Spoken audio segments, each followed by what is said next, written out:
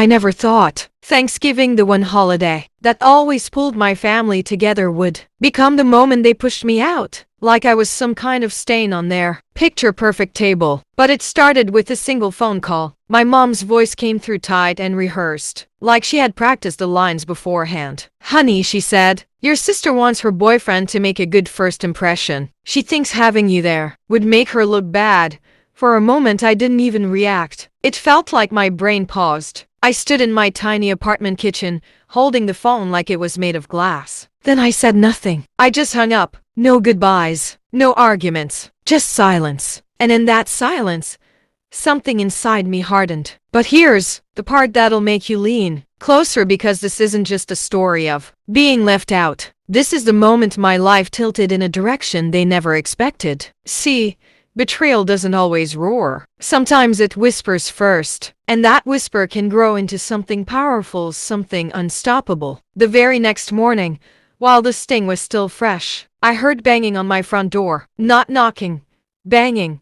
I opened it, and there they were, my parents' faces red, eyes sharp, anger radiating off them like heat from asphalt in July. My dad stepped forward first, jabbing a finger at me. "Your sister's devastated," he snapped. "You hung up on your mother." My mom added, "How could you be so dramatic? Now the whole holiday is tense because of you." I stared at them in disbelief. They were the ones who had cut me out. Yet here they were, furious that I didn't thank them for the insult. But I swallowed everything. I told them I needed space. They stormed off, muttering about how selfish I'd become. But the real twist walked up 5 minutes later. I saw a man lingering near the stairs, tall, unsure, hands in his pockets. My sister's boyfriend. He looked like he'd been dragged along reluctantly. When he saw me, he took a hesitant step forward and said, "Look, I didn't know they said that to you, and I didn't ask for you to be excluded." I wasn't expecting that. His voice was steady,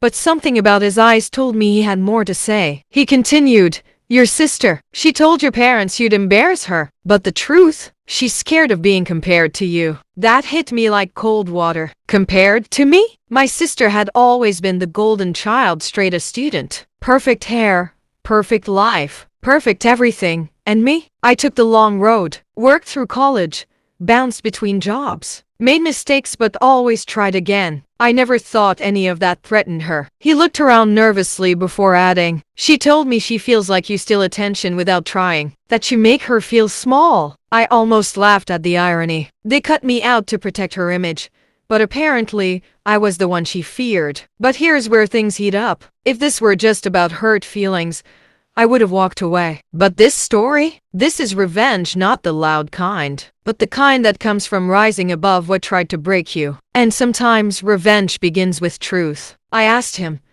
"So why are you telling me this?" He sighed, "Because I came to Thanksgiving with them last year, and I saw how they talked to you. I didn't like it then. I don't like it now." He paused. "And your sister isn't who she pretends to be." Something shifted in the hallway, like the air thickened. I asked him to explain. He hesitated, then said, "She lies to keep control. She manipulates people. She even told me to downplay my job during dinner, said it would make her look smarter." I blinked. My family had built their entire holiday around making her shine. Yet the shine was fake, manufactured. He stepped closer. "I came because I think you deserve to be there more than any of them." For the first time since that phone call, I felt the weight in my chest loosen. Not because of validation, but because I realized something important. People who fear your presence are admitting your power. That's when an idea began to form. Not petty, not cruel, but honest and undeniable. A plan that would flip the script not through confrontation, but through truth so clear that no one could twist it. I told him, "If you really believe that, then come inside. Let's talk." And that conversation became the spark that lit everything else. Over the next hour, he told me things I never knew, things my family had hidden, things twisted to make me the outsider. And as we talked, the truth aligned itself like puzzle pieces snapping into place. I wasn't the weak link. I wasn't the problem. I was simply the one who didn't play by their performance rules. And in a family built on image, authenticity is the ultimate threat. By the time he left, we had a plan not to sabotage, not to humiliate, but to reveal. He said he would speak up during Thanksgiving dinner. He would tell them exactly what he told me, that excluding me was wrong, that the lies were unfair, and that maybe the person they thought was embarrassing was actually the person standing on solid ground. Thanksgiving night, my phone buzzed. A text from him. I said it. Then another.